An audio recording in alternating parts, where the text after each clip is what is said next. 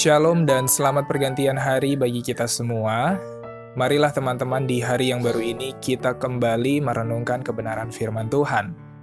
Renungan kita pada petang hari ini diambil dari buku Messages to Young People halaman 189 paragraf yang kedua. Di sana dikatakan Alkitab harus menjadi terang dan guru kita. Buku ini berjudul Messages to Young People, yang artinya nasihat atau pesan kepada anak-anak muda.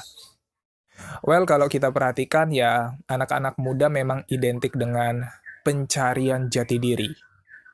Dan kalau kita lihat, anak-anak muda sekarang ya banyak sekali ya tempat cari jati diri mereka.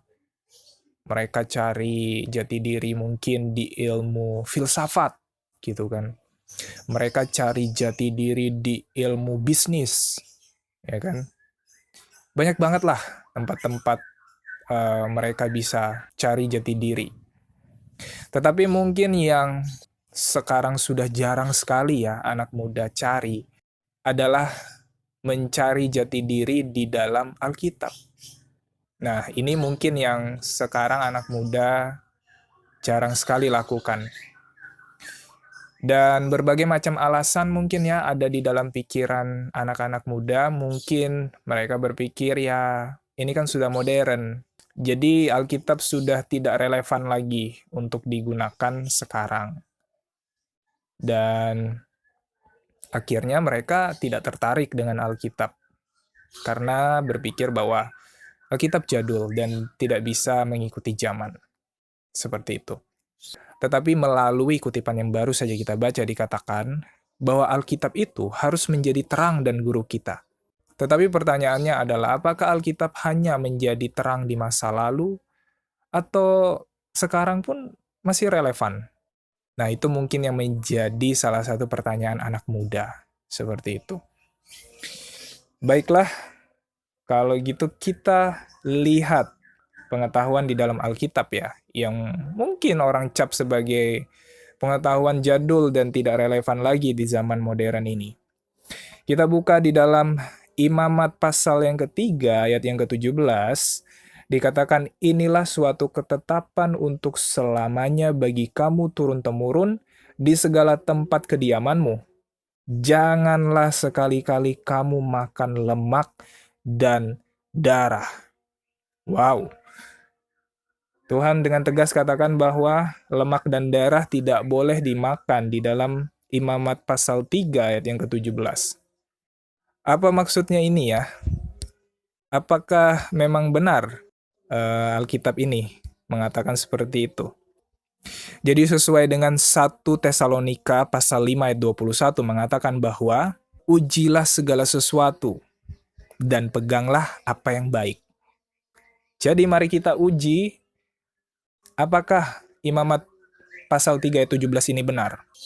Di dalam website Journal NCBI, Bapak Erin Jackson dengan judul riset papernya Adipose Tissue as a Site of Toxin Accumulation, yang artinya juga jaringan lemak sebagai tempat menyimpan racun.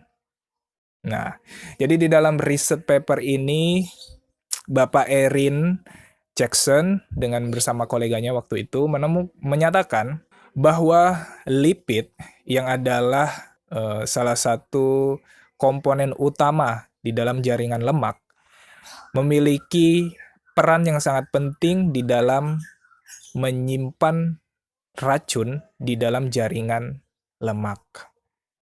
Nah, jadi dari sini teman-teman kita bisa lihat bahwa memang salah satu fungsi dari jaringan lemak adalah untuk menyimpan toksin, ya, racun, menyimpan racun. Sebagai contoh kalau kita makan makanan junk food, makanan inilah ya, burger yang atau ayam-ayam itulah ya. Well, kita tahu ayam-ayamnya mungkin disuntik macam-macam supaya gendut. Bukankah begitu? Nah, sebenarnya racun-racun itu tuh disimpan di lemak dari hewan. Kayak gitu. Jadi, lemak itu memang bukan makanan ya. Pastinya bukan makanan. Dan Alkitab sudah mengatakannya sendiri bahwa kita tidak boleh memakan lemak dan juga darah. Tapi kita di sini membahas lemak. Dan sudah dibuktikan juga kan bahwa lemak itu memang sebagai tempat dari tubuh hewan maupun tubuh manusia untuk menyimpan racun atau toksin. Kalau kita makan lemak, artinya kita makan racun atau toksin yang ada di lemak tersebut. Kalau kita lihat ya teman-teman, contohnya mungkin babi ya. Well, ini contoh aja ya.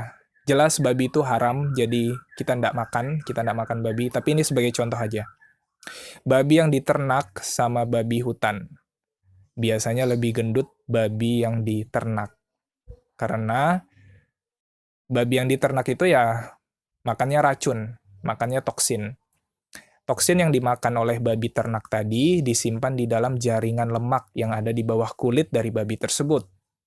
Jadi, lemaknya yang bikin dia gendut, dan sebenarnya dia gendut karena memang makanannya nggak sehat, makanannya racun. Sedangkan kalau kita lihat babi-babi hutan, well, dia nggak segendut inilah. Paling tidak segendut babi ternak ya. Karena makanan mereka mungkin ya buah-buah busuk dan vegetasi-vegetasi di dalam hutan itu ya. Jadi beda banget kan kandungan lemak atau proporsi lemak dari babi hutan dan juga babi ternak. Seperti itu. Jadi semua ya ternak namanya lemak itu bukan berarti lemak di hewan halal juga oke. Enggak. Yang namanya lemak ya baik itu hewan haram dan hewan halal sama-sama nggak boleh dimakan. Seperti itu. Karena ya walaupun di hewan yang lemak ini ada di hewan yang halal, tetap saja dia ini berfungsi salah satunya sebagai penyimpan racun atau penyimpan toksin di dalam tubuh hewan tersebut. Kalau kita makan, ya kita makan racun artinya. Seperti itu. Jadi teman-teman, kita bisa lihat bahwa ini hanya satu contoh ilmu pengetahuan yang kita bisa dapat di Alkitab. Masih banyak lagi ilmu pengetahuan yang mungkin karena kita menganggap bahwa Alkitab itu jadul, tidak relevan, tidak saintifik. Well, sebenarnya sangat relevan. Dan apa yang kita bahas tadi hanyalah satu dari contoh kecil pengetahuan yang kita bisa dapat di dalam Alkitab. Sungguh luar biasa ya teman-teman.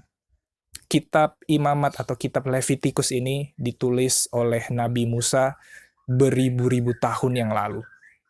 Dan sampai sekarang pun masih relevan. Dan ini sekali lagi hanya satu dari contoh ilmu pengetahuan di dalam Alkitab. Itulah sebabnya teman-teman di dalam Mazmur pasal 119 ayat 105 dikatakan, "Firman-Mu itu pelita bagi kakiku dan terang bagi jalanku."